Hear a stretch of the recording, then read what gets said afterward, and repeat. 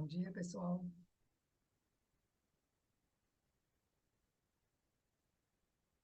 Nós hoje vamos começar com um texto da mãe que faz parte do capítulo que lemos antes, né? O capítulo precedente, com que o final, entendeu? Eu achei muito interessante essa observação dela, então nós vamos começar com isso. E depois vamos ler o início do capítulo, do próximo capítulo, que é o capítulo 24 do segundo livro, A Evolução do Homem Espiritual. Então, esse é um capítulo assim muito bonito. Esse é um capítulo muito poético, assim, muito inspirador. E então nós vamos ler o começo desse capítulo, alguns parágrafos. Então, e aí temos mais uma vez comentário da mãe sobre esse capítulo e vamos ter depois uma uma passagem de sábio curta que eu achei interessante também para parece como que faz parte do texto da Bíblia Divina. E eu pedi a Ricardo para criar uma visualização desses versos de Savitri, que será assim a conclusão da nossa leitura de hoje.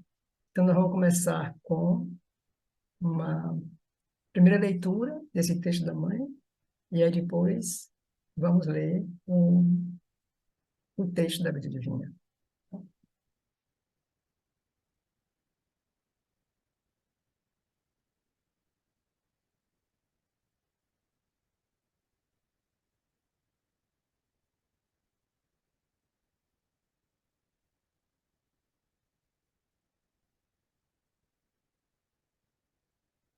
É óbvio que é aquilo que especialmente caracteriza o ser humano é essa capacidade mental de observar a si mesmo viver. O animal vive espontaneamente, automaticamente, e se ele se observa viver, isso deve ser em um grau minúsculo e insignificante. E daí porque ele é tranquilo e não se preocupa. Mesmo se o animal está sofrendo por causa de um acidente ou uma doença, este sofrimento é reduzido a um mínimo pelo fato de que ele não observa, não o projeta em sua consciência e no futuro, não imagina coisas sobre sua doença ou seu acidente. Quer dizer, o animal, ele simplesmente vive, né? Ele não tem, a mente dele não é limitada, eu nem posso dizer a mente, né? Quer dizer, a inteligência, o tipo de inteligência que eles têm, quer dizer, o tipo de, que é ligado à vida, que é ligado às necessidades básicas, que é ligado ao momento quase, né? Assim, aquilo que acontece. Então, não tem nenhuma projeção, não tem imaginação, não tem nada. Então, ele é muito diferente. Eu imagino que a gente, como ser humano, nós não podemos imaginar como viver dessa maneira, né? Como ela diz. Então, se ele está sofrendo um acidente, uma doença, então é só a dor física, né, que o animal sente. Mas o ser humano ele tem não só a dor física, como toda uma preocupação, uma problemática que surge, né, com a dor, com o sofrimento, com o acidente, com o que seja.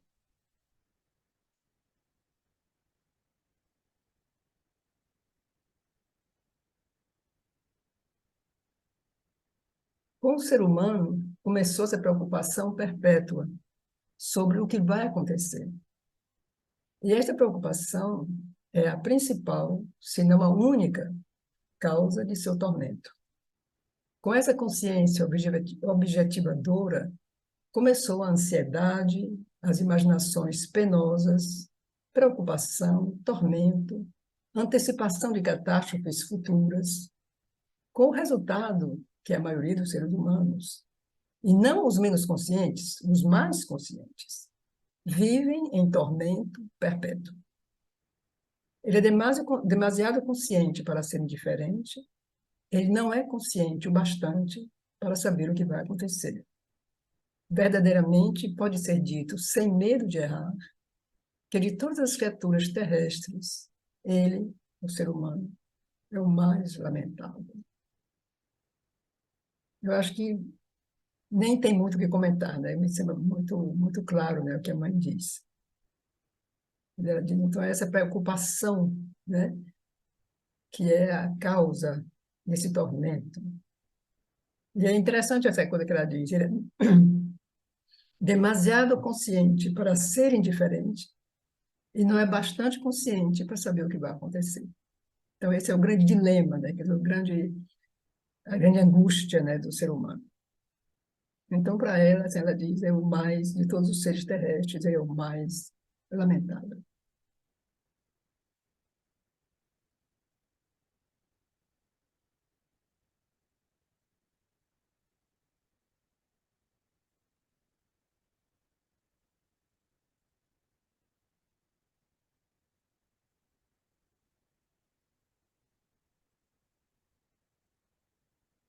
O ser humano está habituado a ser assim porque este é um estado atávico, que ele herdou de seus ancestrais, mas é realmente uma condição lamentável.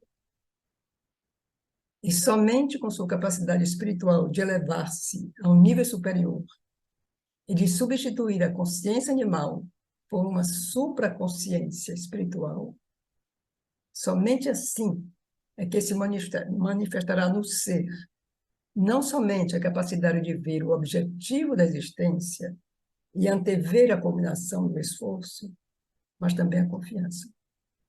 Com uma visão clara, a confiança com uma visão clara em um poder espiritual superior, ao qual podemos entregar todo o nosso ser em confiança, dar-lhe a responsabilidade de nossa própria vida e de nosso futuro, e assim abandonar todas as preocupações.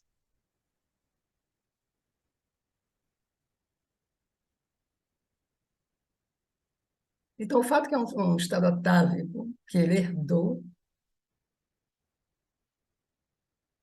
quer dizer que pode ser que não seja um estado,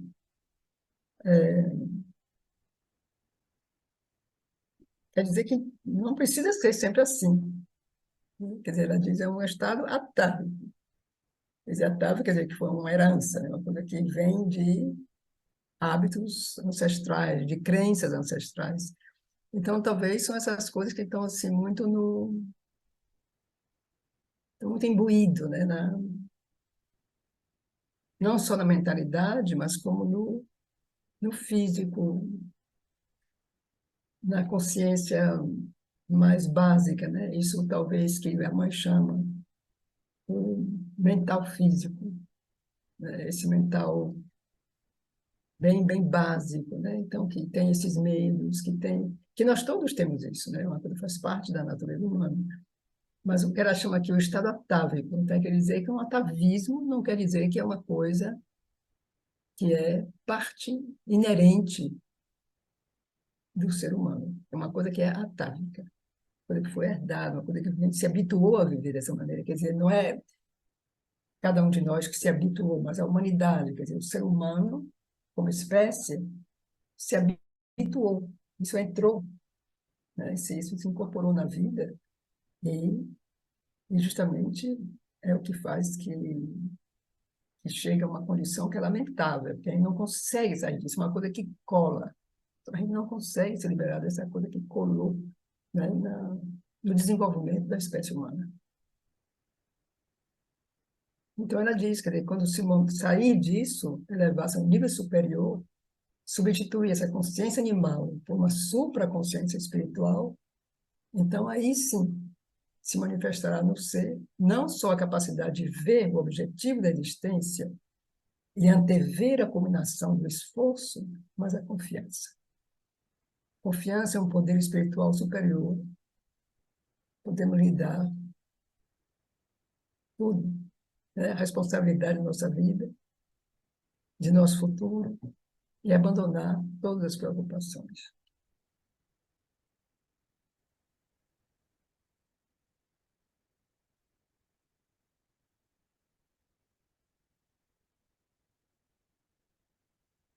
Certamente é impossível para o ser humano retornar ao nível do animal e perder a consciência que adquiriu.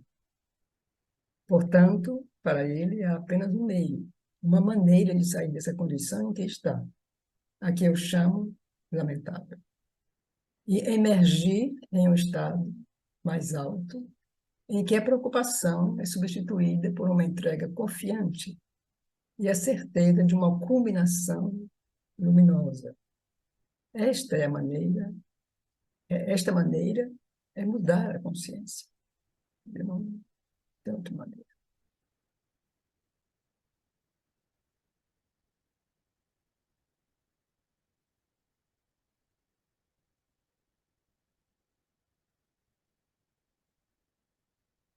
Para falar a verdade, não há condição mais lamentável do que ser responsável por uma existência para a qual não se possui a chave.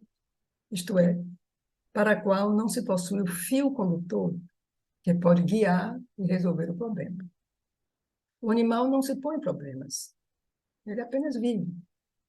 Seu instinto o conduz. Ele conta com a consciência coletiva, que tem um conhecimento inato e é superior a ele mesmo, que é superior ao indivíduo, né, ao indivíduo animal. Mas isso é automático, espontâneo. Não há necessidade de querer alguma coisa e fazer um esforço para obtê-la. É naturalmente assim. E ele não tem responsabilidade por sua vida, ele não se preocupa.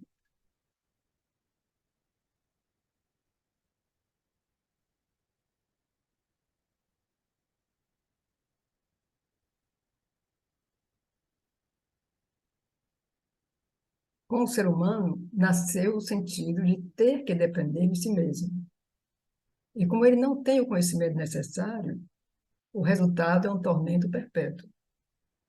Este tormento só pode acabar com uma entrega total a uma consciência mais alta que a sua mesma, a qual ele pode se entregar inteiramente, dar a ela a responsabilidade de suas preocupações e deixar-lhe a incumbência de guiar sua vida e de tudo organizar.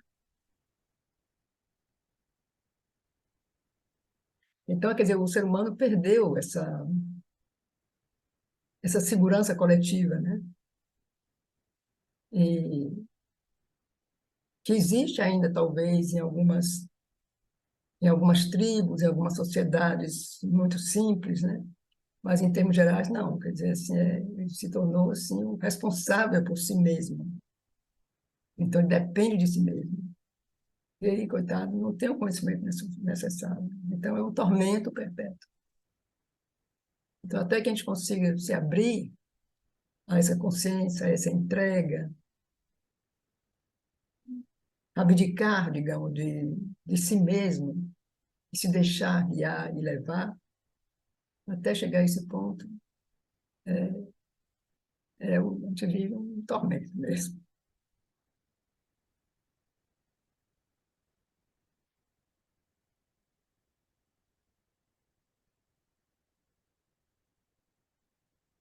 Como pode um problema ser resolvido quando não se possui o conhecimento necessário? E a coisa infortunada é que o ser humano acredita que tem que resolver todos os problemas de sua vida e ele não tem o conhecimento necessário para fazer isso. Esta é a fonte, a origem de todos os seus tormentos. Esta questão eterna, o que posso fazer? Que é acompanhada por outra ainda mais aguda, o que vai acontecer? E, ao mesmo tempo, mais ou menos, a incapacidade de responder. Bom, acho que nós todos conhecemos isso, né? Essa pergunta que fazer agora. O que é que vai acontecer? Então, nós todos tivemos, mais ou menos, passado em algum momento da nossa vida, um momento onde a gente fez face a essa pergunta, né? E acho que nós todos conhecemos essa espécie de pressão interior, né? Dessa ignorância do que vai acontecer, do que tem que fazer. Aí, como se pode dizer, quando a gente se encontra uma encruzilhada na vida, que caminho tomar, né? E, então, essa questão realmente é eterna no ser humano, né? O que eu posso fazer? O que vai acontecer? E a incapacidade de responder.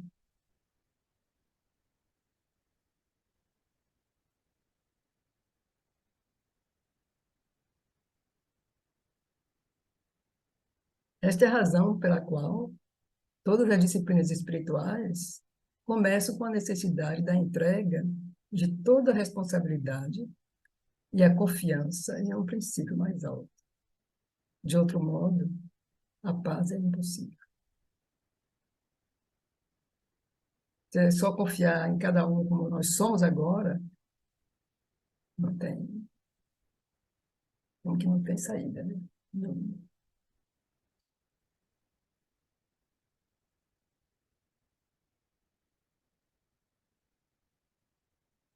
Contudo, a consciência foi dada ao ser humano para que possa progredir, possa descobrir aquilo que não conhece, possa desenvolver-se e alcançar aquilo que ele não se tornou ainda.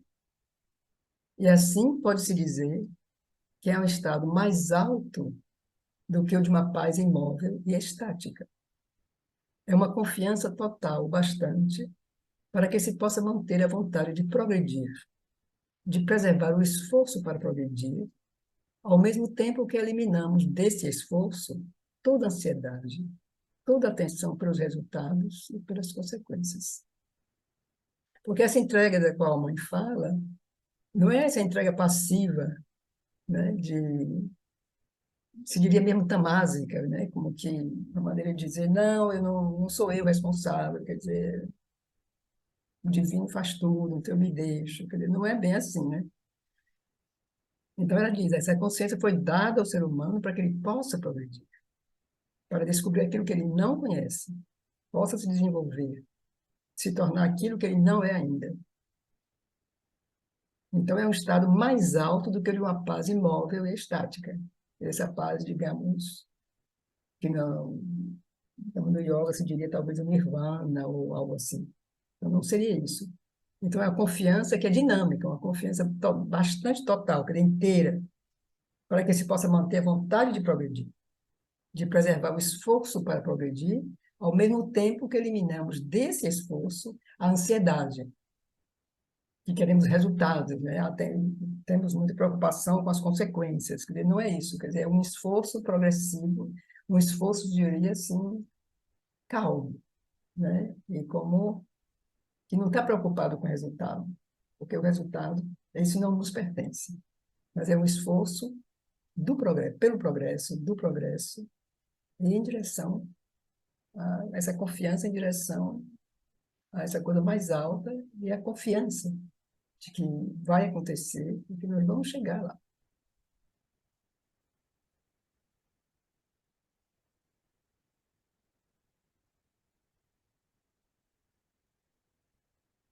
Então, esta é uma etapa à frente dos métodos que podem ser chamados quietistas, que são baseados na rejeição de todas as atividades e em um mergulho na imobilidade e no silêncio interior, que abandona toda a vida porque foi sentido subitamente que sem paz não é possível ter nenhuma realização interior. E, bem naturalmente, se pensou que não se pode ter paz enquanto se vive nas condições exteriores, no estado de ansiedade na qual os problemas estão estabelecidos e não podem ser resolvidos, pois não se tem o conhecimento para fazer. Então, isso aqui a gente já sabe, já foi lido, já foi falado várias vezes, né? Esses métodos quietistas, que a imobilidade, a rejeição da vida, porque a vida nos traz problemas, então esses problemas não nos deixam viver em paz. Então, para ter essa paz, tem que deixar tudo. Então, não é isso, né?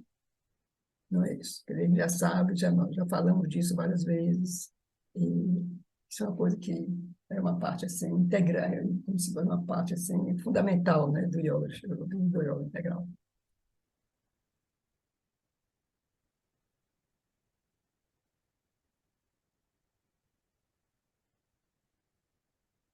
A próxima etapa é enfrentar o problema, mas com a calma e a certeza de uma confiança absoluta no poder supremo que sabe e pode fazer você agir.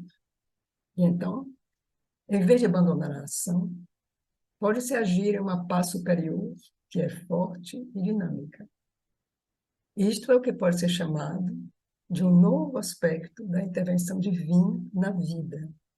uma nova forma de intervenção das forças divinas na existência, um novo aspecto da realização espiritual.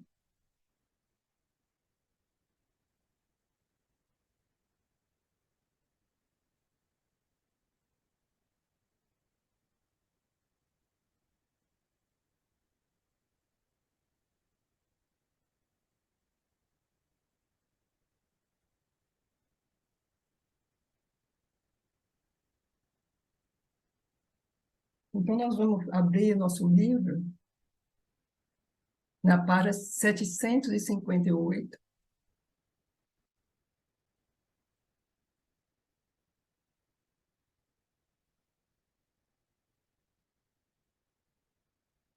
E vamos começar a ler o, as citações, né? Como fazemos sempre. Então, a primeira citação é a citação da Gita. Então, ele diz: então, assim como os homens vêm a mim, assim eu os aceito. Qualquer que seja seu caminho, é minha via que os homens seguem. Qualquer forma que o adorador escolhe para adorar com fé, eu reforço sua fé nela. E com essa fé, ele põe seu fervor em sua adoração. E eu satisfaço seus desejos. Mas limitado é esse fruto.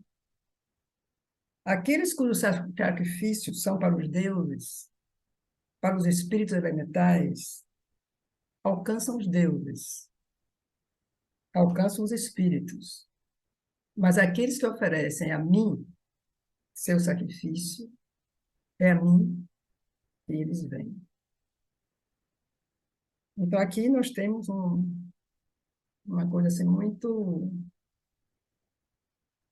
uma declaração assim muito importante, né, de Krishna, porque e não é por nada que Sri Aurobindo põe isso como abertura desse capítulo da evolução espiritual, né? Porque então, assim como os homens vêm a mim, assim eu os aceito. Ele aceita todo mundo.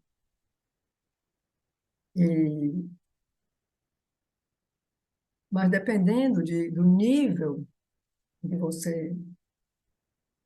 nós não chamamos, fazemos esse apelo, que o chamamos, é nesse nível que ele responde, né? Então, se são os elementais, assim, digamos, elementais quer dizer os deuses, as entidades mais simples, né? As entidades da natureza, as entidades das coisas, né? Essas entidades básicas, assim, bem elementares. Então, se é isso que a gente se dirige, é nesse nível que ele responde. Ele está sempre presente. Então, ele responde nesse nível.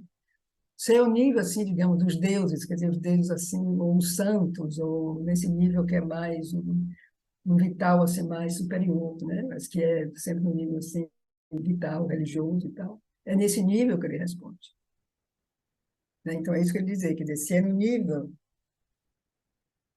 do sacrifício para os deuses, para os espíritos elementais, então, esses sacrifícios alcançam os deuses, alcançam esses espíritos elementais. Mas aqueles que oferecem a mim, quer dizer, a ele, né, a Krishna, o Purushottama, então é a mim que eles vêm. Então, isso já é, digamos, isso aqui já nos mostra essa revolução do espiritual. Então, você tem desde esse nível, assim, o mais elementar, de todos esses níveis, né, até chegar justamente quando você já está, o ser humano, né, o indivíduo, já tem essa conexão, já busca essa conexão, já se dirige a esse ser muito mais, digamos, muito mais elevado, muito mais vasto, muito mais universal. Isso é uma gradação, né? É o que ele diz aqui. E ele diz qualquer forma que o adorador escolhe para adorar com fé, ver se ele tem fé. Isso não é uma coisa só convencional ou interesseira, ou não, se é com fé. Então ele responde, ele reforça essa fé e ele põe o fervor, se a pessoa põe o fervor nessa fé. Quer dizer, o que importa realmente é a fé, né? É a confiança, quer dizer, essa coisa que você realmente se crê. E aí, quando nós vamos começar a ler um dia, a Gita, nós vamos também entender o que é esse sentido do sacrifício, porque é uma palavra que é muito, quer dizer, é usada de uma maneira muito limitada, né? No vocabulário, no nível de conversa, no uso da palavra, digamos, normal. O sacrifício implica como um esforço, é uma coisa quase penosa. Quer dizer, você sacrifica uma coisa, né? Você sacrifica, faz um sacrifício para obter uma coisa, para doar uma coisa para alguém, é um sacrifício. Quer dizer, tem essa coisa assim, uma coisa que é difícil, é penosa, mas você faz assim, né? Então, é um sacrifício. Enquanto na espiritualidade, na espiritualidade indiana, o sacrifício não, o sacrifício é um dom.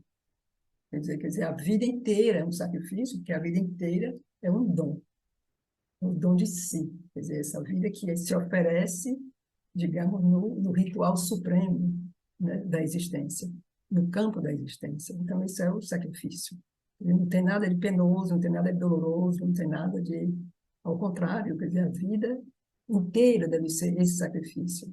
O sacrifício da, do oferecimento de si mesmo ao divino. Quer dizer, isso é o verdadeiro sentido do sacrifício. Então, é isso que Krishna quer dizer aqui. Quer dizer, quando o sacrifício, então ele deseja, mas os espíritos elementais alcançam os deuses, alcançam os espíritos, mas aqueles que oferecem a mim seu sacrifício, é a mim que eles vêm.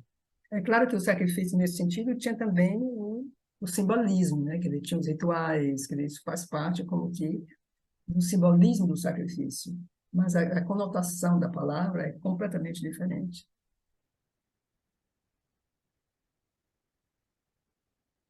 Então, o segundo, aí vem algumas citações dos Vedas. Então, neles não há nem a maravilha, nem a potência. As verdades ocultas não existem para a mente do ignorante. Então, para você encontrar essas verdades, você tem que ir, aos poucos, sair da ignorância. Você tem que conseguir ir se abrindo aos poucos para sair da ignorância, onde nós vivemos, né?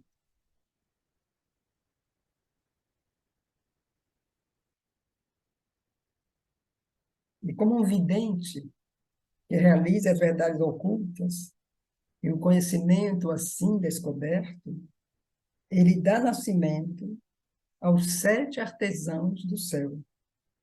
E à luz do dia, eles falaram e forjaram os elementos de sua visão.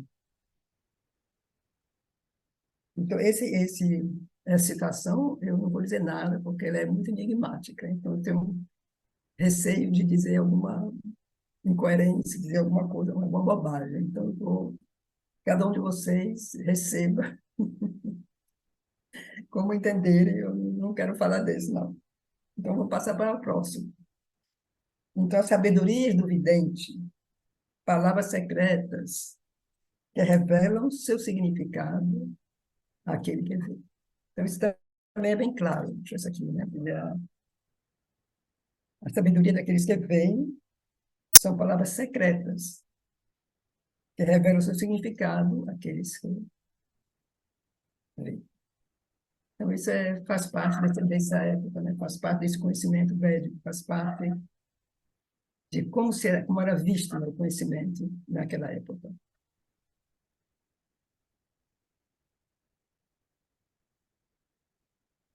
Ninguém conhece o nascimento desses. Cada um conhece a maneira como o outro gera, mas o sábio percebe esses mistérios escondidos, mesmo aquilo que a grande deusa, a mãe de múltiplas cores, porta como seu seio de conhecimento.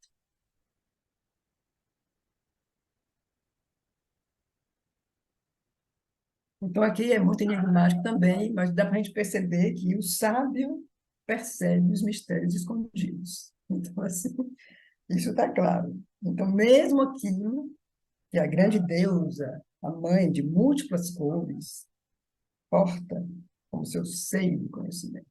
Então, eu não vou mais longe também do que isso. Quer dizer, assim, Só posso dizer que o sábio percebe tudo isso, né? Aquele que sabe. Isso faz parte do conhecimento dele.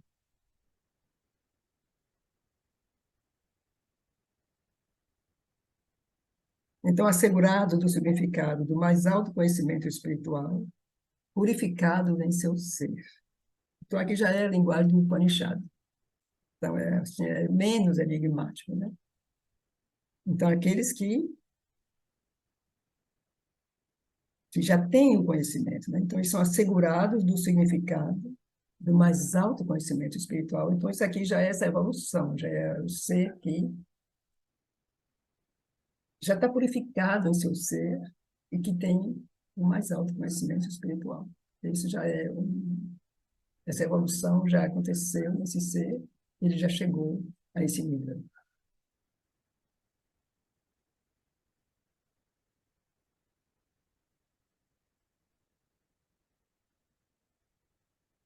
Então, o próximo também.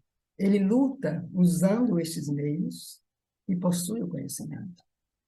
Nele, esse espírito entra em seu supremo estado.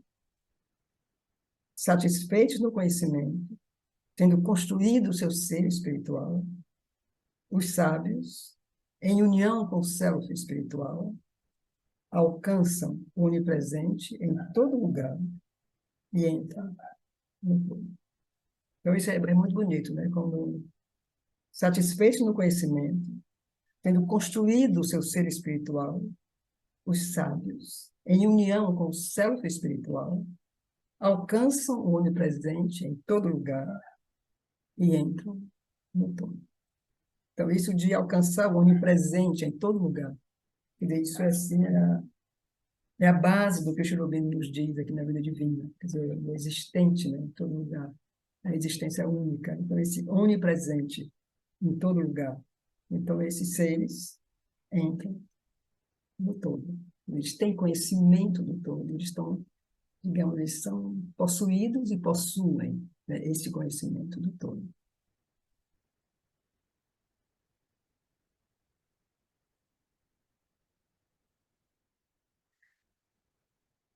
A natureza, nos primeiros estágios de sua evolução, nos põe em presença do segredo mudo de sua inconsciência. Suas obras não revelam nenhum sentido, nenhum objetivo, nenhuma alusão a algum princípio de existência que não seja essa primeira formulação, que é sua preocupação imediata e parece ser para sempre sua única ocupação. Pois em suas obras primordiais, só a matéria aparece, a única realidade cósmica, muda e desolada. Então, eu gostaria de pedir a vocês, assim, de sugerir que vocês tentem entrar no imaginário, né? Que deixa eu ouvindo aqui, esse texto é tão ilustrativo, eu diria. Eu sinto ele quase visual, quer dizer, eu posso assim imaginar justamente esse vazio quase, né? Quer dizer, que a gente vê isso, esse silêncio, né? Um segredo mudo, quer dizer, essa inconsciência.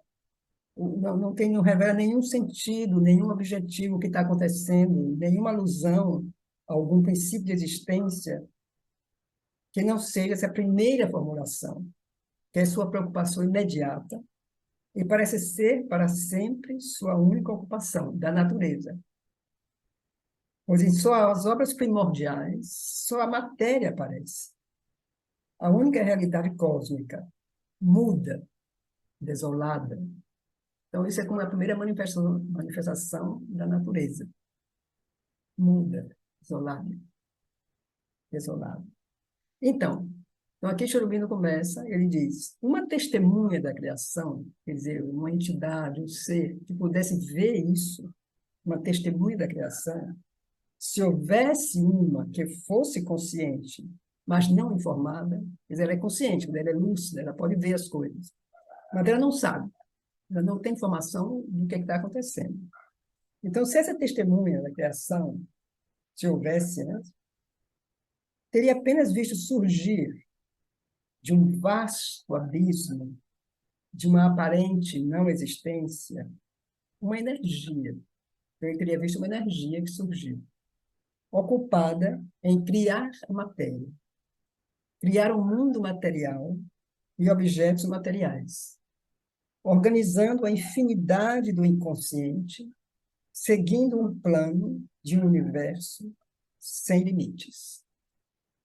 Ou teria visto um sistema de universos inumeráveis a estender-se em torno de si no espaço sem fim, ou limite, sem fim ou limite determinado, uma criação incansável de nebulosas e aglomerados de estrelas e de sóis e de planetas, existindo apenas para si mesmos, sem nenhum sentido, vazio de causa e propósito. Quer dizer, isso seria o que a testemunha veria, né, se existisse uma testemunha. Então, chegou muito assim falando no começo dos mundos. Então, a gente pode imaginar as imagens cósmicas que, de vez em quando, o Ricardo nos mostra aí, né? Essas nebulosas, esses novos telescópios estão revelando. Então, é isso, quer dizer, uma coisa assim, que é uma coisa enorme, quer dizer, a gente não consegue nem imaginar o que é isso, né? Então, esse universo, assim, como se...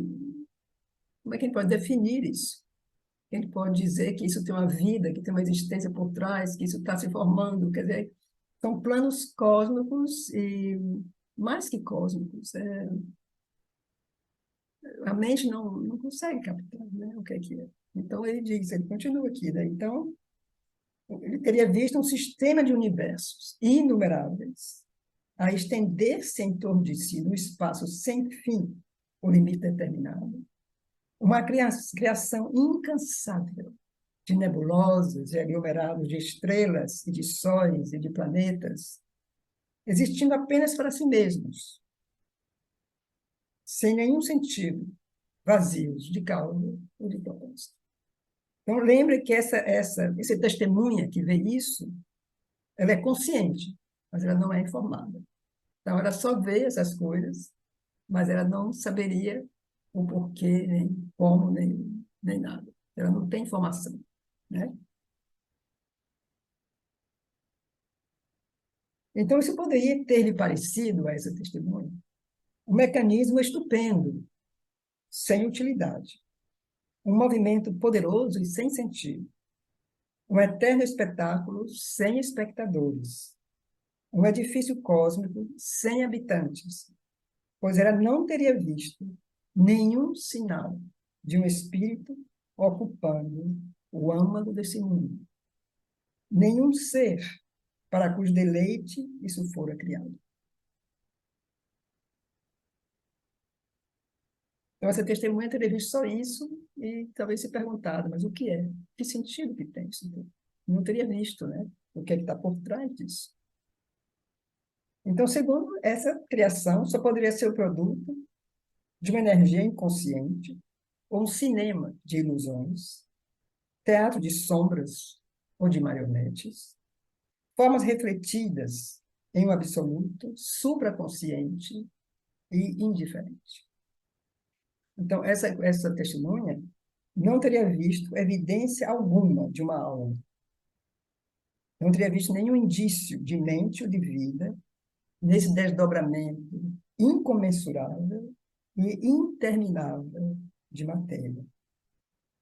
Não lhe pareceria possível ou imaginável que nesse universo para sempre inanimado, insensível e deserto, pudesse desabrochar uma vida fecunda, primeira vibração de algo oculto, imprevisível, vivo e cônscio.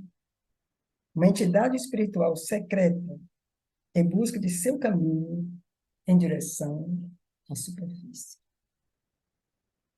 Então, a gente imagina como é. A gente já leu isso, já falamos, todo mundo já sabe, como a existência, né? Como a consciência, né? desceu, como se fundiu com a matéria, se escondeu na matéria inconsciente. Então, assim, eu imagino que na nossa, no mental, assim, mais, assim, nosso mental mais limitado, a gente consegue imaginar, quer dizer, a Terra e tal, então essa matéria, então esse divino está oculto, que ele vai aparecer, ele vai surgir. Mas quando se trata desses mundos cósmicos, quando se trata dessas constelações e que o Schumann descreve aqui, então aí já é mais complexo a gente imaginar que disso, né, quer dizer, a matéria, isso é matéria também. E também a consciência também está escondida nessa matéria também. Então, quando isso como que extrapola, né, essa dimensão cósmica, isso, o mais que cósmica, é muito difícil para a nossa mente, ao menos a minha, e outras pessoas que eu conheço, é muito difícil conseguir imaginar, né, essa evolução, essa consciência que evolui, porque é uma coisa assim que sai da nossa perspectiva. A mente não consegue, a mente humana não consegue abordar, não consegue nem calcular o que é essa, essa, essa dimensão, essa proporção, essa imensidade. Né? É quase impossível, né, para a gente calcular isso. Mas, após alguns éons, quer dizer, éons assim, são milhões, né, de anos, ao olhar mais uma vez este vão panorama, essa testemunha teria podido detectar, ao menos em um pequeno canto do universo, um fenômeno novo. Um canto onde a matéria foi preparada, suas operações suficientemente fixadas, organizadas, estabilizadas, adaptadas para tornar-se cenário de um novo desenvolvimento. Então, essa testemunha teria visto uma matéria viva, teria visto uma vida que emergiu das coisas e tornou-se visível. Mas a testemunha ainda não teria compreendido nada. Quer dizer, o que a gente viu antes, ela não sabe. Pois a natureza evolutiva cobria ainda seu segredo. Então, ela teria visto a natureza preocupada apenas em estabelecer essa explosão de vida, essa criação nova, mas uma vida vivendo para si mesma, sem nenhum significado. Uma criadora prolífica e brincalhona, ocupada em espalhar a semente de seu novo poder e estabelecer a multiplicidade de suas formas em uma profusão bela e opulenta, ou, mais tarde, em multiplicar gêneros e espécies infinitamente, pelo puro prazer de criar. Um primeiro movimento, um primeiro toque de cor viva, lançado no imenso deserto cósmico, e nada mais. Então, se você sentar, a gente consegue imaginar isso, né? Como se fosse assim, como se fosse um filme. E, e o que os astrônomos, o que os astronautas, né, dizem, quer dizer, a beleza da Terra, né? A Terra azul, né? Que é o único ponto em todo esse universo visível até agora, e que parece vivo, né? Que tem uma cor, né? Que é aquela coisa pequena, quer dizer, nesse universo que, como é descrito aqui, é realmente um ponto assim infinitesimal num canto do universo, o Schlumberger diz. E é também, a gente lembra, né, que essa Terra é onde a evolução acontece. Então, a mãe diz isso, quer dizer, mesmo os deuses, se eles querem evoluir, ele tem que tomar um corpo humano na Terra. E nesse ciclo cósmico, é na Terra que a evolução está acontecendo. Então, assim, eu acho que é isso que ele está dizendo. Então, assim, essa testemunha teria visto, então, naquele canto, a vida que emerge, né? Essa vida que começou a se tornar visível, mas ainda ele não tinha entendido nada, né? Essa testemunha. Porque a natureza evolutiva cobria ainda seu segredo. E só teria visto essa pululação de coisas, né? De vida, de criação, de formas aparecendo.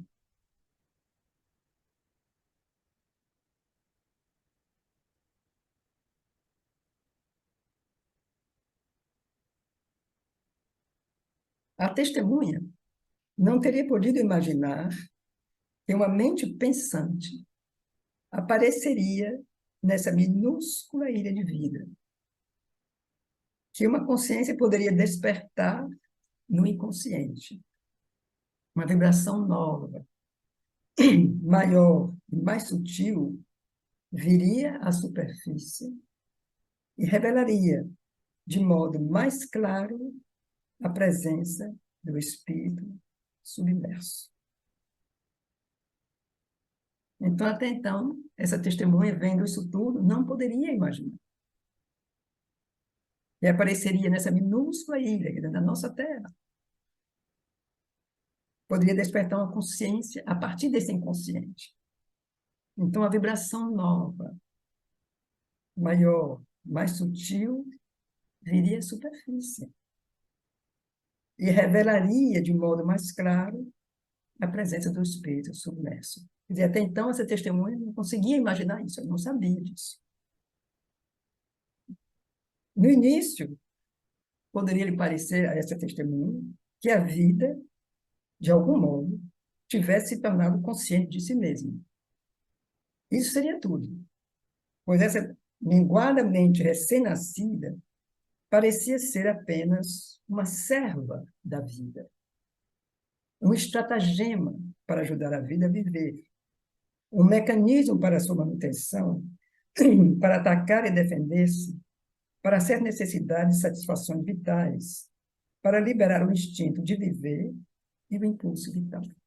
Então, eu teria visto no início esse primeiro movimento, quer dizer, a vida, essa pequena consciência, a mente, né, recém-nascida, que, que só ajudaria nas coisas mais básicas, aqui, uma aliada, né, para ajudar a vida, uma serva da vida. Quer dizer, não iria mais adiante, quer dizer, é isso tudo ali que, é só isso ali que essa testemunha poderia, o máximo que ela poderia chegar, seria isso. Então, não lhe pareceria possível que nessa pequena vida tão irrisória, em meio às imensidades, em uma só espécie, entre essa multitude insignificante, um ser mental emergeria. Uma mente ainda a serviço da vida, mas que faria também da vida e da matéria suas servas. E a realizaria e as usaria para a realização de suas próprias ideias, vontades, desejos.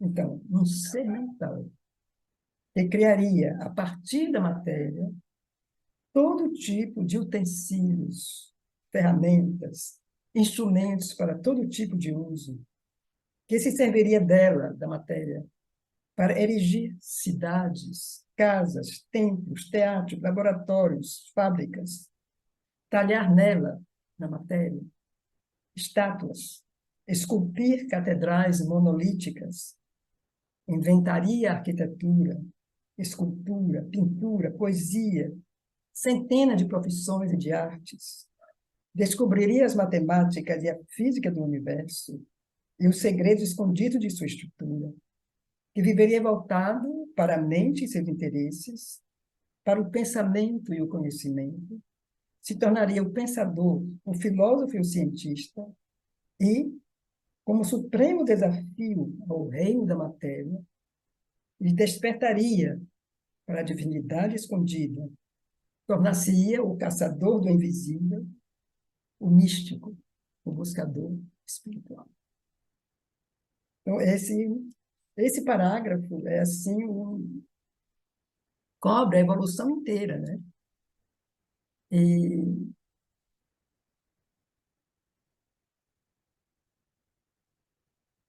e assim, o senhor Benedito já diz tudo, né? O que ele vai desenvolver depois, o que ele já falou antes, quer dizer, nesse parágrafo, né? Está tudo dito. Quer dizer, eu acho esses parágrafos uma beleza, assim, de uma coisa assim extraordinária, né? Essa coisa assim sintética que Cherubim, esse poder, né, de sintetizar que Cherubim tem, dizer assim, praticamente tudo, né, em um parágrafo. Então, se a gente pensa nisso, né, então essa testemunha, ele primeiro viu essa matéria inerte, completamente amorfa. Depois de milhões, né, de anos, então vem ali e começa a ver essa vida.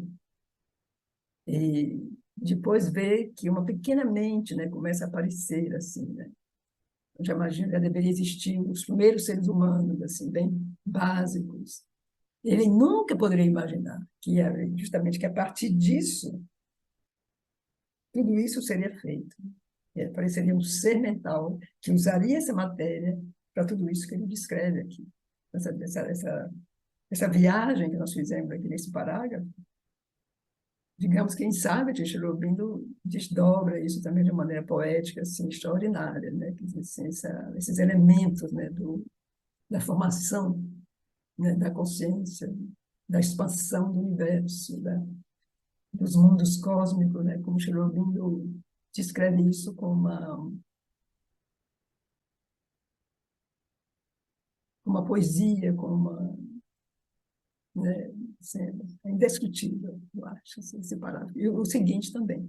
Mas a mãe, então, agora nós temos os comentários da mãe sobre esse específico parágrafo. Então, nós vamos ler agora o que ela diz sobre isso. Tá?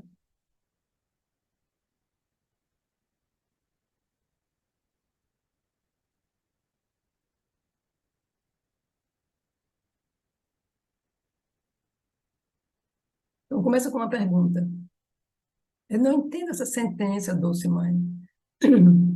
A natureza, nos primeiros estágios de sua evolução, nos põe em presença do segredo mudo de sua inconsciência.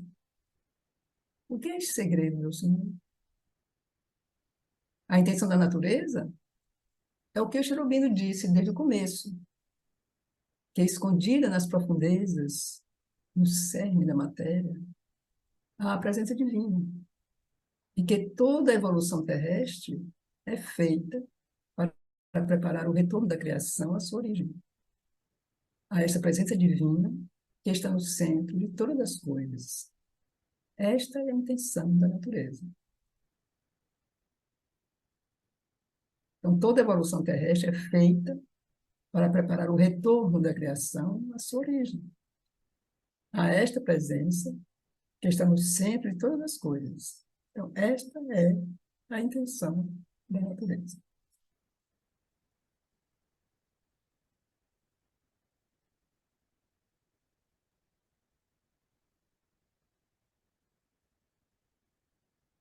O universo é uma objetivação do Supremo, como se ele tivesse que objetivizar-se fora de si mesmo, a fim de ver a si mesmo, viver si mesmo, conhecer a si mesmo, a fim de que possa haver uma existência e uma consciência capazes de reconhecê-lo como sua origem e, unindo-se conscientemente a ele, manifestá-lo no vir a ser. Não há outra razão para o universo.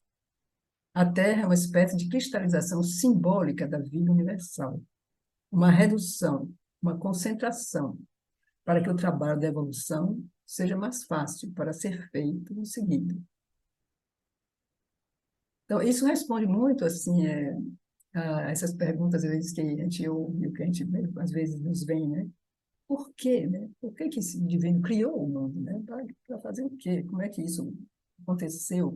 Então, ela diz que Deus Supremo é como se tivesse que se objetivar fora dele mesmo, a fim de ver a si mesmo, viver a si mesmo, conhecer a si mesmo, a fim de que possa haver uma existência e uma consciência capazes de reconhecê-lo como sua origem e, unindo-se conscientemente a ele, manifestá-lo no vir a ser. Então, aí a gente volta, quer dizer, vai chegar ao conceito, ao conhecimento, né, de que o mundo foi criado pelo deleite, para o deleite, né, que é tudo, quer dizer, o mundo é isso, é o deleite. E aí, assim, a lila divina, quer dizer, assim, a brincadeira de divino consigo mesmo. Então, vem tudo isso nessa resposta, né? Então, ele se objetiva, porque ele precisa se ver, precisa viver ele mesmo, conhecer a si mesmo, né? Então, isso tudo faz parte desse jogo. Então, assim, é muito bonito, né, de poder imaginar isso também, né? Então, não há outra razão para o universo. E aí vem o que nós falamos antes: a Terra é uma espécie de cristalização simbólica da vida universal, uma redução, uma concentração, para que o trabalho da evolução seja mais fácil para ser feito e seguido.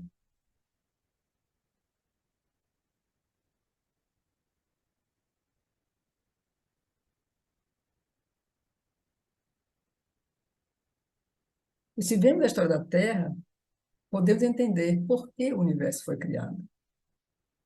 É o Supremo, aumentando a percepção de si mesmo em um eterno tornar-se. E o objetivo é a união do que foi criado com o Criador. Uma união que é consciente, voluntária e livre na manifestação. Este é o segredo da natureza. A natureza é a força executora. É ela que faz o trabalho.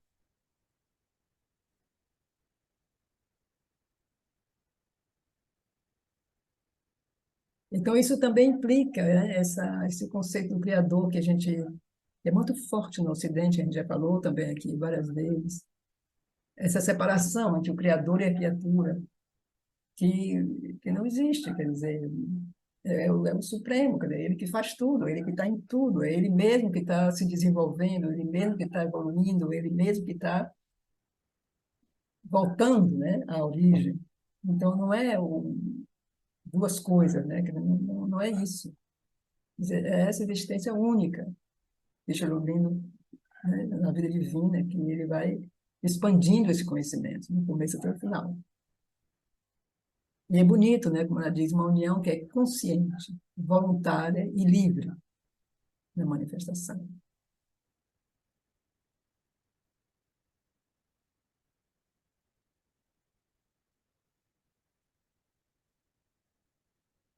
É ela, a natureza, quem se encarrega dessa criação, que parece ser totalmente inconsciente, mas que contém a suprema consciência e a única realidade.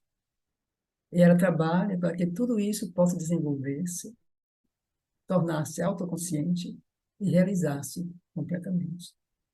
Mas isso ela não mostra no início. Isso se desenvolve gradualmente. E é por isso que no começo é um mistério que será desvelado na medida em que o final se aproxima. E o ser humano alcançou um ponto na evolução alto o bastante para que este segredo seja desvelado e para que aquilo que foi feito em uma inconsciência aparente seja feito conscientemente, voluntariamente e, portanto, de maneira muito mais rápida e na alegria da realização.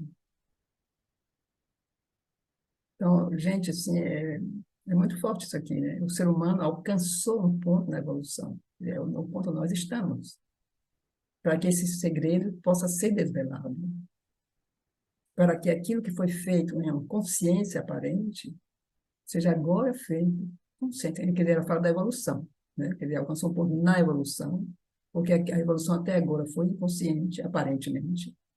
Então, isso agora pode ser feito de maneira consciente, voluntária, de maneira mais rápida e na alegria, né? No deleite, né? Na felicidade.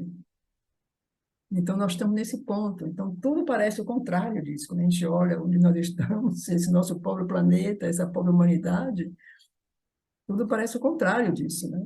Como é que é? Como é que pode isso tudo acontecer e a gente viver o que a gente está vivendo, né? No planeta, nesse momento. E isso também é um mistério, né? Isso também é um mistério.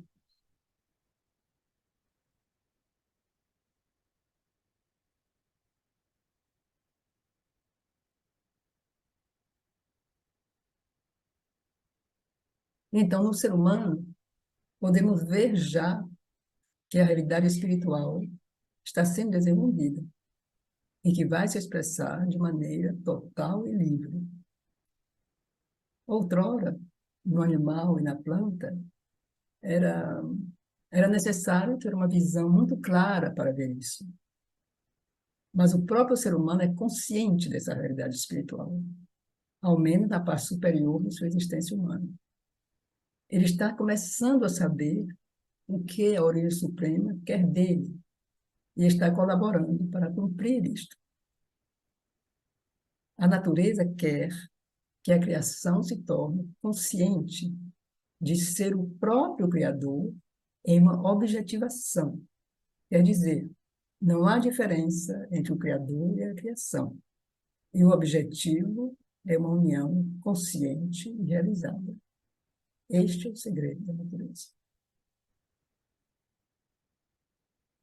Então é interessante porque quando a gente vê em Cherubim de Mãe, eles sempre falam assim, no presente, de coisas que já estão acontecendo, mas que quando a gente olha assim ao redor, a gente praticamente não vê, mas eles veem. Então, quando a mãe diz, no ser humano, podemos ver já que a realidade espiritual está sendo desenvolvida e que vai se expressar de maneira total e livre, né? Então, a gente se pergunta, mas onde? Né? Quer dizer, mas, ao mesmo tempo, a gente já sabe, né, que essa realidade espiritual está sendo desenvolvida, né? E a gente pode ver bem como muitas coisas estão acontecendo. Ele corresponde a essa realidade sendo desenvolvida. É uma espiritualidade que está crescendo. Então, isso existe. Porque no animal, na planta, é preciso ter uma visão muito clara para ver. Mas no ser humano, o próprio ser humano é consciente dessa realidade espiritual. Então, de maneiras diferentes, de maneiras mais simples ou mais sofisticadas, está se falando muito disso, né? Dessa realidade espiritual, dessa necessidade espiritual, da manifestação de uma outra coisa, de se espiritualizar, as pessoas se espiritualizarem, né? De certo modo. Ao menos na parte superior de sua existência humana.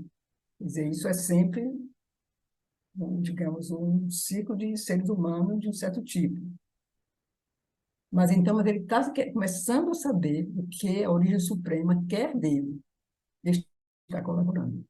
Então, na espécie humana, isso já está acontecendo. Então, é isso que a mãe fala, que não é uma coisa que ainda está todo mundo, mas isso já está acontecendo, isso já é uma realidade. Porque a natureza quer, isso faz parte, né, do processo, a natureza quer que a criação se torne consciente de ser o próprio Criador em uma objetivação. Quer dizer, não há diferença entre o Criador e a criação. E o objetivo é uma união consciente e realizada. Então, isso é o segredo da natureza. E é nisso que a natureza está trabalhando.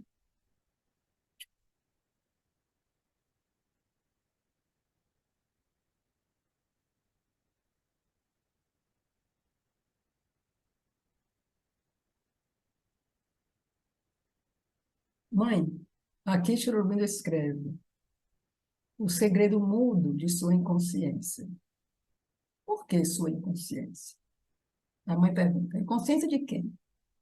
Da natureza.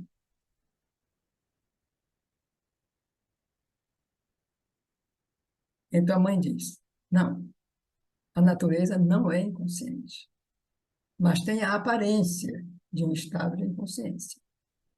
Ela começa com a inconsciência, mas nas profundezas da inconsciência havia consciência.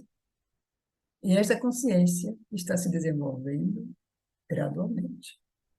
Por exemplo, a natureza mineral, as pedras, a terra, os metais, a água, o ar, tudo isso parece bem inconsciente, embora, se observarmos de perto,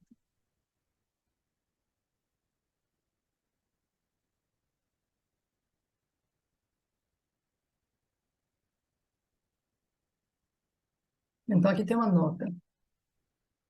Quando essa conversa foi publicada pela primeira vez, a mãe fez a correção seguinte: não é a consciência que se desenvolve, é a manifestação da consciência que se desenvolve, a expressão da consciência.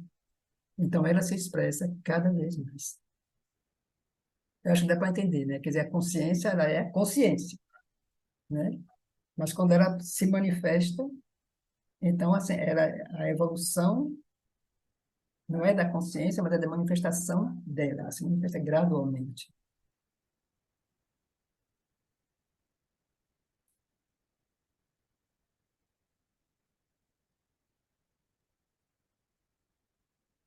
E agora a ciência está descobrindo que isso é apenas uma aparência, que tudo isso é apenas energia concentrada. E claro que é uma força consciente que produziu isso tudo. Mas em aparência, quando vemos uma rocha, não pensamos que ela seja consciente. Ela não dá a impressão de ser consciente. Ela parece ser completamente inconsciente. Você já viu cristais de rocha? Você nunca viu um cristal de rocha? Sim, é lindo, não é? É algo muito artístico.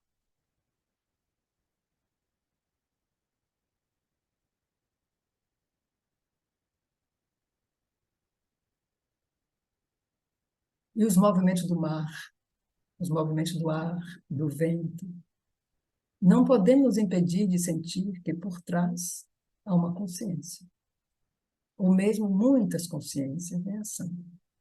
De fato, é assim. Somente a aparência mais superficial é inconsciente. É tudo. Não tinha mais perguntas.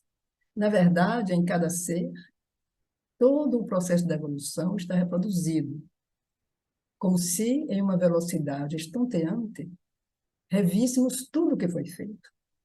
E como se fosse necessário reviver tudo isto em um instante antes de fazer o próximo passo.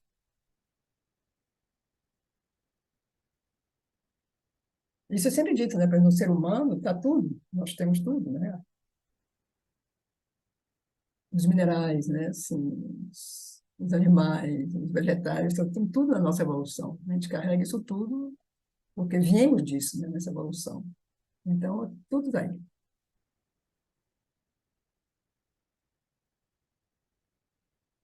Quer dizer, aqui o texto continua o início, a grande viagem na inconsciência, na escuridão, no esquecimento, no estado de inconsciência, então o despertar e o retorno à luz. Quer dizer, acabou aí o texto da mãe. E vamos ler o próximo parágrafo, e, e depois temos essa passagem de Savitri.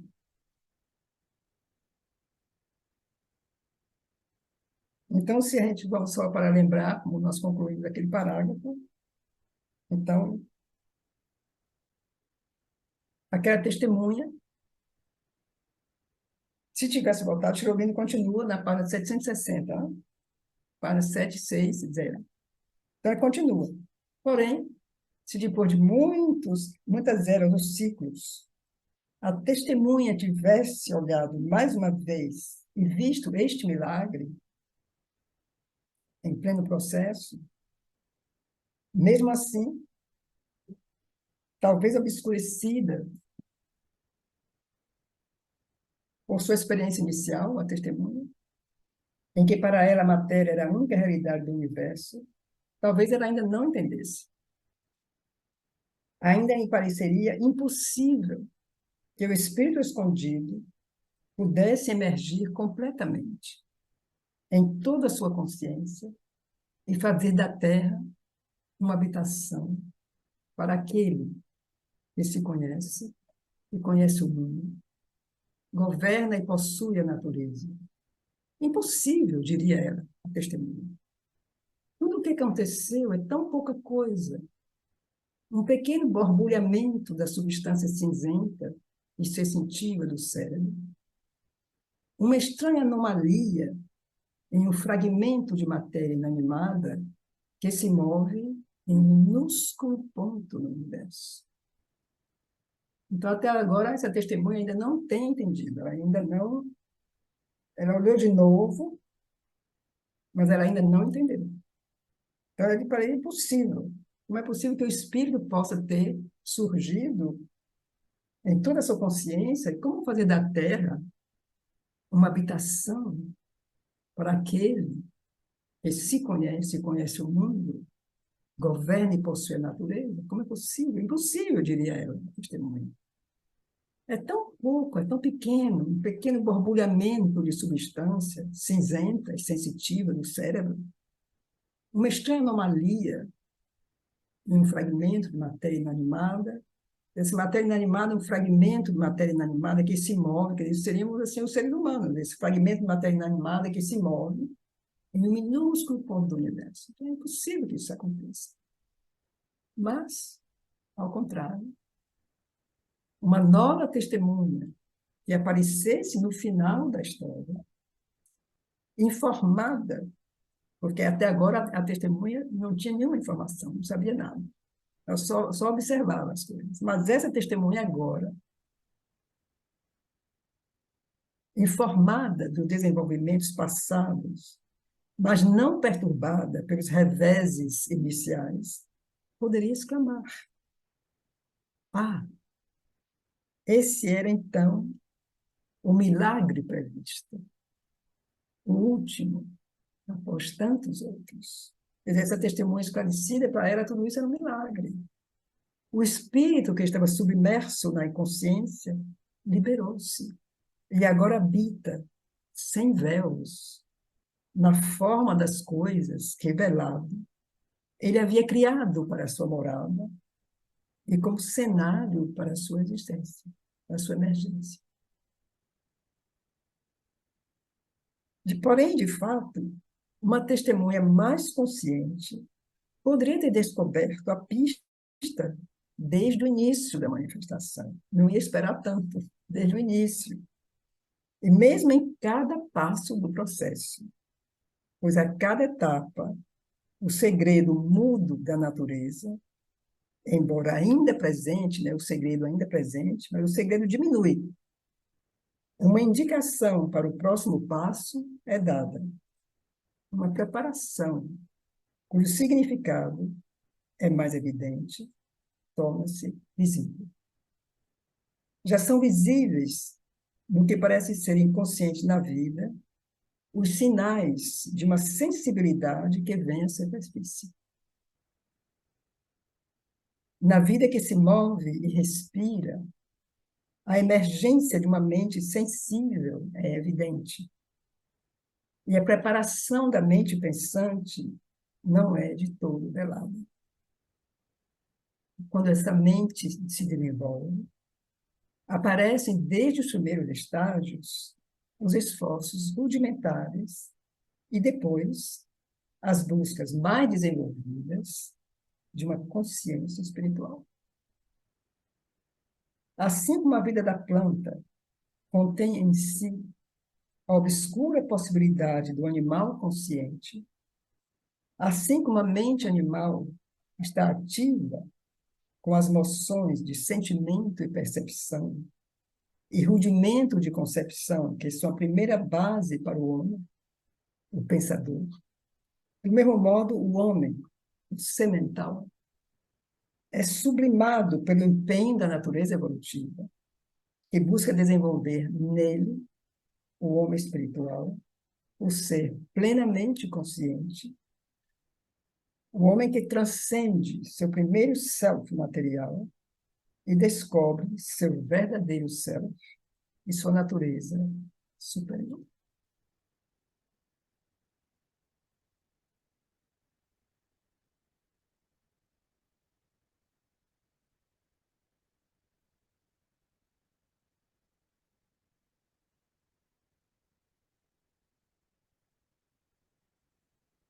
Então, vamos ler já o próximo. Eu acho que esse aqui não tem muita coisa assim para se dizer, de certo modo. É como se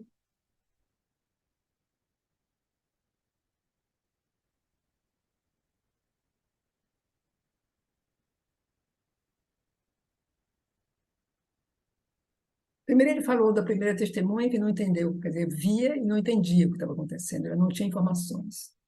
Então vem uma que tem, quer dizer, depois de tanto tempo, vem uma testemunha, então, e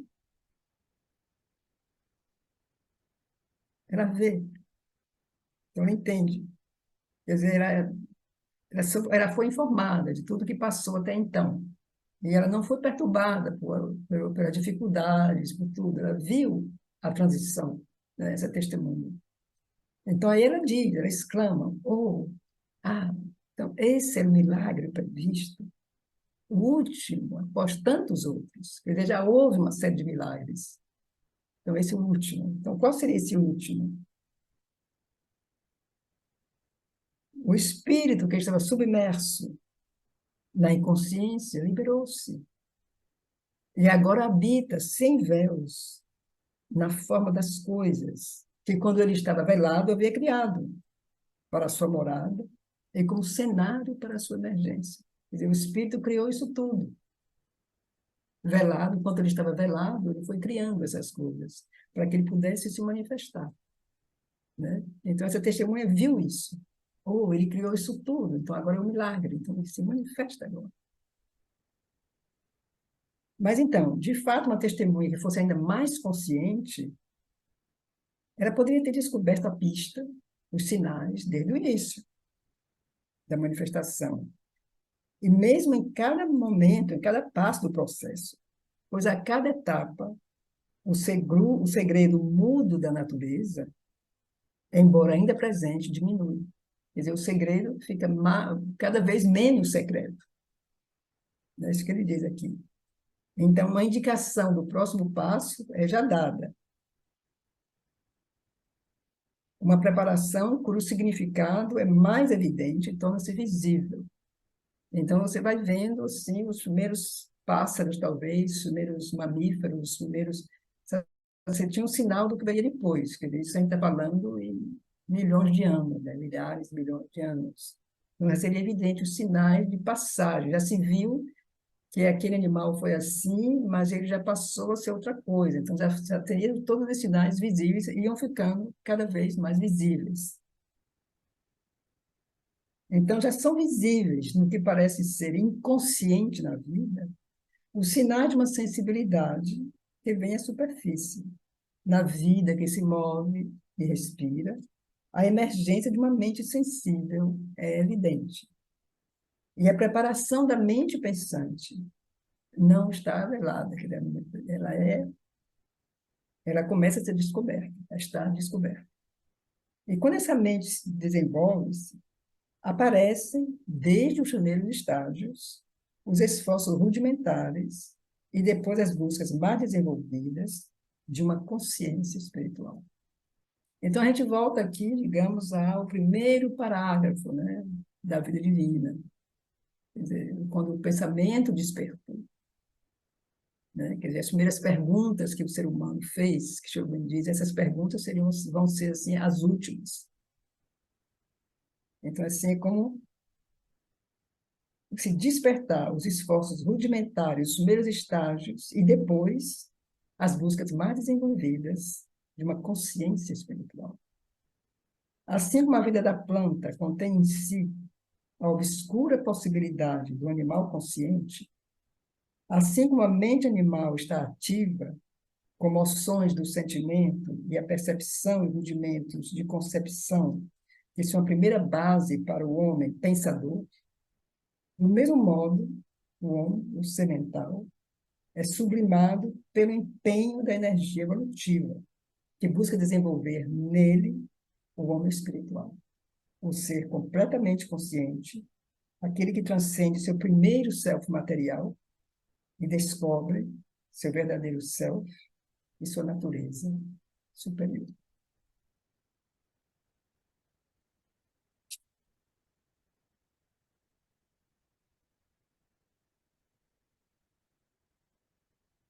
Eu acho que ainda tem tempo ainda para a gente ler o próximo parágrafo, antes de concluir com o sábado.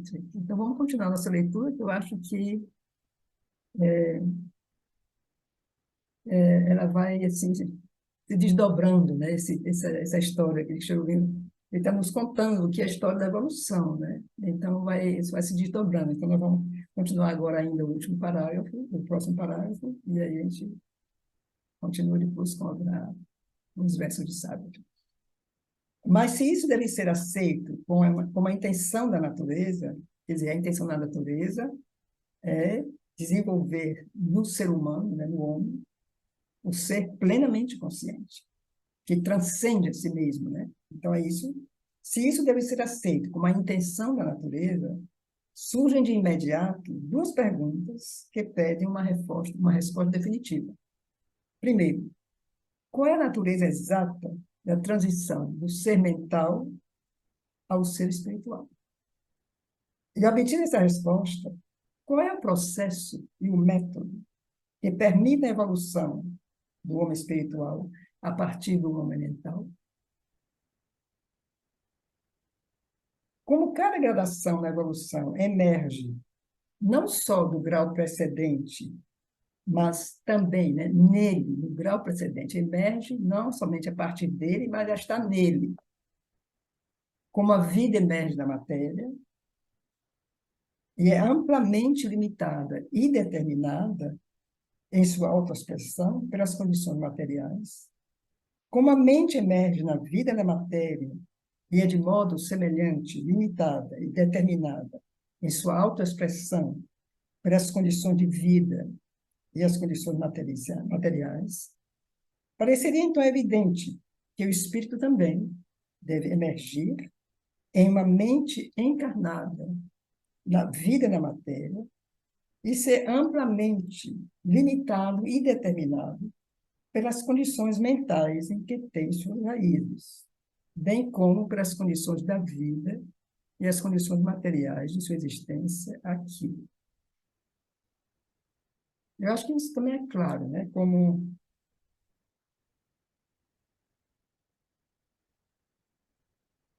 a gradação da evolução emerge não só do que vem antes, mas já está nele, já está nisso. Então, é o que ele diz. A vida emerge da matéria, mas a vida já estava na matéria. Ele não é uma coisa que saiu de fora. Eu já estava, só ela emergiu da matéria. Mas ela é limitada. Quer dizer, a vida é limitada e determinada em sua autoexpressão pelas condições materiais. Né? Quer dizer, como o corpo limita o vital. Né? Quer dizer, o seu vital pode querer fazer coisas, mas o corpo não faz. E o corpo tem o seu limite, quer dizer, a matéria. Né? Quer dizer, não é o vital é uma energia, né? Uma energia, digamos, mais sutil. Mas o vital, o físico não, o físico é matéria é física. Então, você pode querer, não sei, correr 100 quilômetros por hora, correndo, né? Assim, mas o corpo não dá, o corpo não segue. Então, assim, esse vital, essa energia, a vida, é limitada pela matéria, mas ela existe. Então, do mesmo modo, a mente emergiu disso, né? Da vida e da matéria, mas a mente também é limitada pela vida, pela energia, né? Da vida e pela matéria. Quer dizer, a mente é muito mais flexível, a mente pode ir longe, mas não dá, ela é limitada pelas circunstâncias onde habita, onde esse corpo onde ela habita, né? Então, da mesma coisa ele diz, então, pareceria então evidente que o espírito também deve emergir em uma mente encarnada na vida, na matéria, e ser amplamente limitado e determinado pelas condições mentais em que tem suas raízes, que o espírito tem suas raízes na mente, bem como pelas condições de vida e as condições materiais de sua existência aqui, no espírito. Poder-se mesmo sustentar que se houve uma evolução do espiritual em nós, foi apenas parte da evolução mental. Você pode argumentar, você pode dizer isso. Uma operação especial da mentalidade humana. E poder-se dizer que o elemento espiritual não é uma entidade distinta ou separada e não pode emergir de maneira independente, nem ter um futuro supramental. Tudo isso pode ser dito. O ser mental pode desenvolver um interesse ou uma preocupação espiritual e talvez fazer surgir uma mentalidade espiritual ao mesmo tempo que sua mentalidade intelectual, uma primorosa flor alma de sua vida mental. A tendência espiritual pode tornar-se predominante em alguns indivíduos, assim como em outros, a tendência artística ou pragmática. Quer dizer, isso é uma coisa que o Jobim está colocando, né, como uma discussão. Pode-se dizer isso tudo.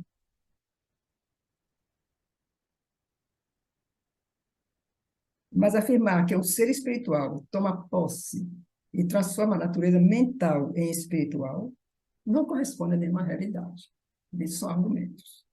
Não é a evolução do homem espiritual, mas a evolução de um elemento novo, e talvez mais refinado e mais raro, em um ser mental. Então, o que deve então ser ressaltado é a clara distinção entre o espiritual e o mental, a natureza dessa evolução e os fatores que tornam possível e inevitável esse emergir do espírito em seu verdadeiro caráter distinto, de modo que ele não permaneça um simples aspecto subordinado ou dominante de nossa mentalidade, como é o caso em grande parte de seu processo atual, ou como sua manifestação presente parece sugerir. Mas é preciso justamente que ele não permaneça um simples aspecto subordinado ou dominante de nossa mentalidade, mas que se defina como um poder novo que, no final, ultrapassará a parte mental e a substituirá como guia da vida e da natureza.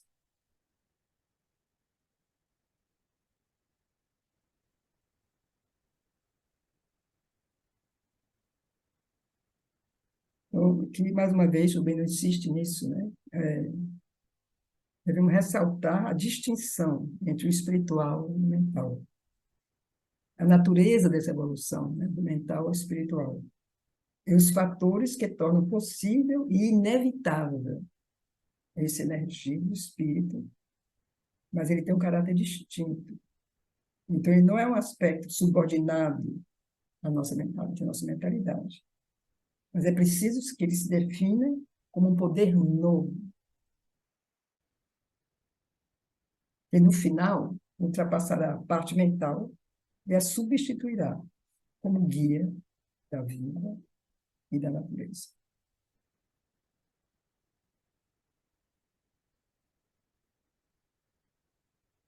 Então, como a gente falou no início, eu encontrei assim, uma passagem de Savitri que me conectou muito, né? É isso que nós lemos, e então nós vamos ler essa passagem agora, então, e Ricardo vai nos apresentar umas imagens que ele preparou para esse texto. Bom dia a todas e todos. Então, temos uma pequena apresentação sobre esta seleção feita por Ariamani. Ela vem em duas partes. Os dois primeiros quadros, a seleção em si, para que a Ariamani possa ler e se entender que deva fazer a conexão com o que lemos, o que ouvimos em A Vida Divina e nos comentários da mãe.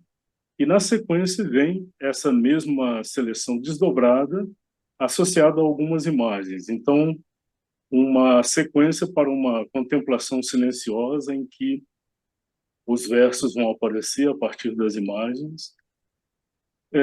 Eu queria só comentar que eu fiz a escolha, a seleção das imagens a partir dos versos. Não tinha lido nem ouvido o capítulo de A Vida Divina, o que ouvimos hoje. Tendo lido, eu faria um final diferente, colocaria uma imagem diferente no final. Quem sabe na próxima semana a gente possa ver acrescentando essa imagem, né? Mas hoje, como foi então elaborado?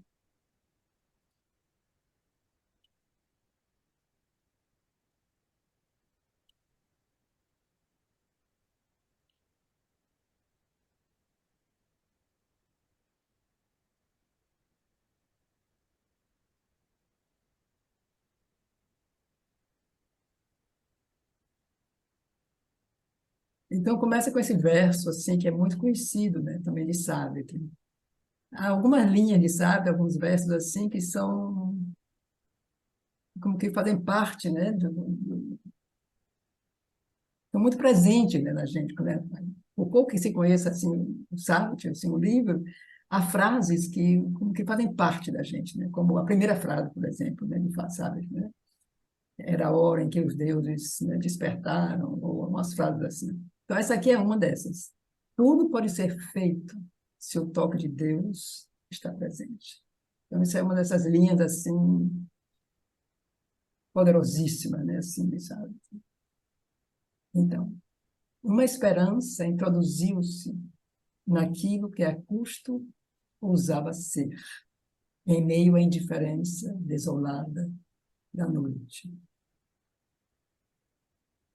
Como que solicitado em um mundo estrangeiro, com uma graça instintiva, tímida e incerta, órfão e impelido a buscar uma morada, uma maravilha errante, sem lugar onde viver, veio de um canto distante dos céus, um lento gesto miraculoso, como um apelo escondido. Então, eu vou ler de novo, porque aí a gente vai. Vocês vão ver como tem essa relação, né? Quer dizer, é muito longo isso aqui. Então, tudo pode ser feito se o toque de Deus está presente. Então, uma esperança introduziu-se naquilo que a custo ousava ser, em meio à indiferença desolada da noite. Então, uma esperança introduziu-se naquilo que a custo ousava ser, em meio à indiferença desolada da noite. Então, assim, eu acho que bem claro, né, isso aí. Como, se a gente pensa no que nós lemos agora, eu acho que isso tem muito a ver, né, com isso, essa indiferença desolada, quer dizer, essa natureza que aparentemente era inconsciente, né? Então, assim, tem muito a ver com essa imagem. Então, acontece alguma coisa. Como que solicitado em um mundo estrangeiro, com uma graça instintiva, tímida e incerta, órfão e impelido a buscar uma morada, uma maravilha errante, sem lugar onde viver, veio de um canto distante dos céus, um lento gesto miraculoso, como um apelo escondido. Então, a parte da beleza dos versos, assim, eu desculpo sempre a tradução, mas ele tem uma grande beleza. Então, ele fala da maravilha errante, essa maravilha. Então, você lembra da testemunha que diz, mas que maravilha, né? Quer dizer, a beleza que viu na criação, essa é a segunda testemunha, né? Veio de um lugar, uma maravilha errante, sem lugar onde viver, veio de um canto distante dos céus. E o Chirubenza fala também, isso aqui é a terra, quer dizer, um canto distante tem essa terra, né, que está aí, um canto distante dos céus. Então, veio de tão longe um lento gesto miraculoso, como um apelo escondido.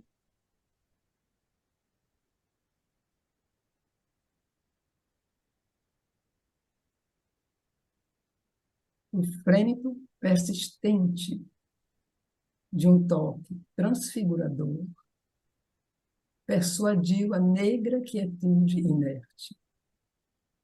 E a beleza e a maravilha perturbaram os campos de Deus.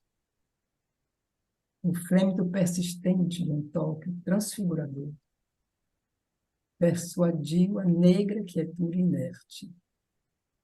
E a beleza e a maravilha perturbaram os campos de Deus.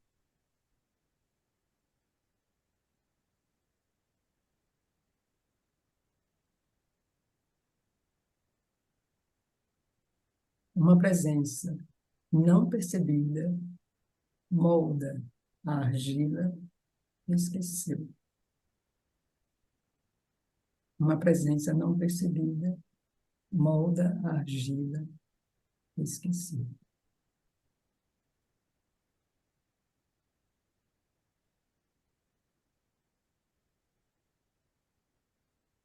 Então, o Ricardo vai mostrar as imagens com as linhas, Eu não vou ler as linhas, quer dizer, as linhas vão fazer parte das imagens e a gente não precisa ler, quer dizer, eu não preciso ler isso.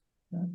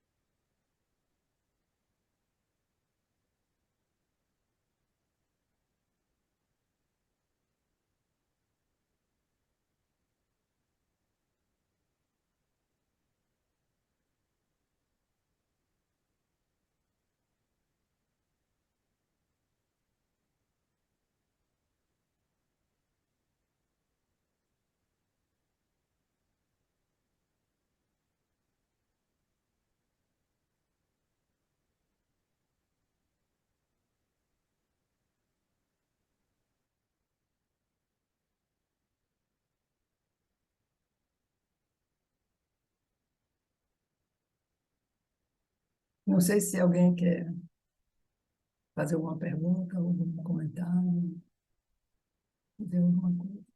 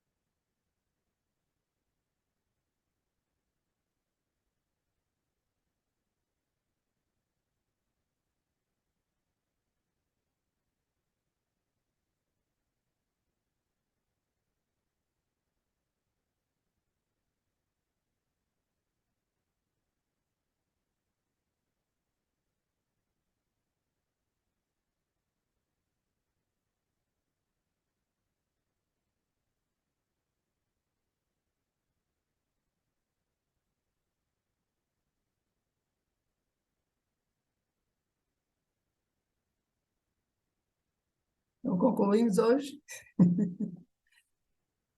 concluímos nossa leitura de hoje. Então, nos encontramos no próximo domingo. Maria Mãe, eu só quero pedir para você citar o dia de entretien que você usou. Diga de novo, Yara, não entendi. A parte do entretien, os comentários da mãe que você tirou do entretien, qual é a data? Está mudo, está mudo. Eu não estou lhe ouvindo. Tá. Não são dos entretiens, né? É aquele livro que você perguntou a outra vez, e que eu lhe dei a referência, eu acho. São os comentários da mãe sobre a vida divina. Ah, é só lá. Mas São você aqueles, são os usou o mesmos, entretien são dessa aqueles vez. lá. É. Bom, obrigada.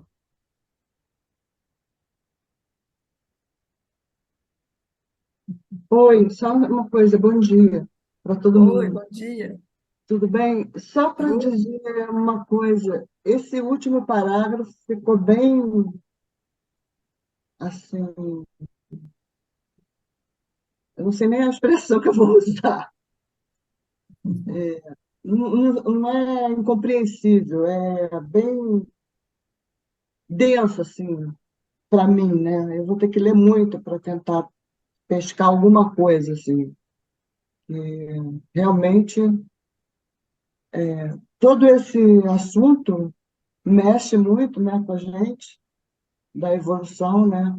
E, e esse último parágrafo, quer dizer, você foi explicando, ficou tudo claro, né? Só que o último, eu acho que faltou, assim, para mim, né? Deve ser por causa da minha deficiência mesmo, de conhecimento a respeito da matéria, né?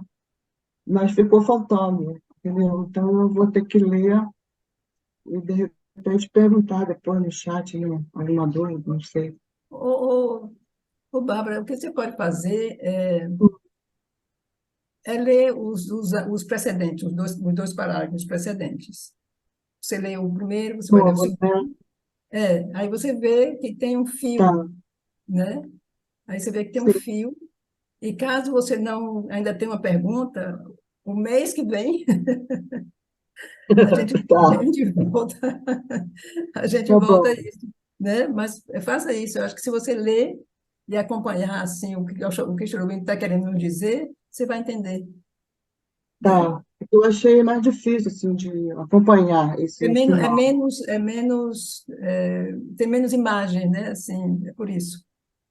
Eu acho que sim. É, é. Eu sou meio Porque visual também. os dois anteriores eles têm mais imagem, né? Então é fácil assim, a É, mente acompanhar, né, as imagens. Esse tem menos isso. imagens. Mas você E faz eu assim, até me lê, lembrei. É, você lê os dois, você chega a esse, aí você acha que você vai entender, tá bom. tá? Obrigada a todos. Boa semana. Luz e Você paz para também, todo todo mundo mundo. também. Obrigada. Olha, mãe, Beijos. também quero registrar que hoje foi colocado um facho especialíssimo sobre a vida divina. Muito tempo para a gente assimilar e rever. Obrigada. Mariana, quer que você repete? Eu acho que eu perdi o início da sua frase. É que hoje, na minha percepção, foi colocado um facho, um foco especialíssimo sobre a vida divina. É como se, de repente, você mostrasse o cerne do cerne.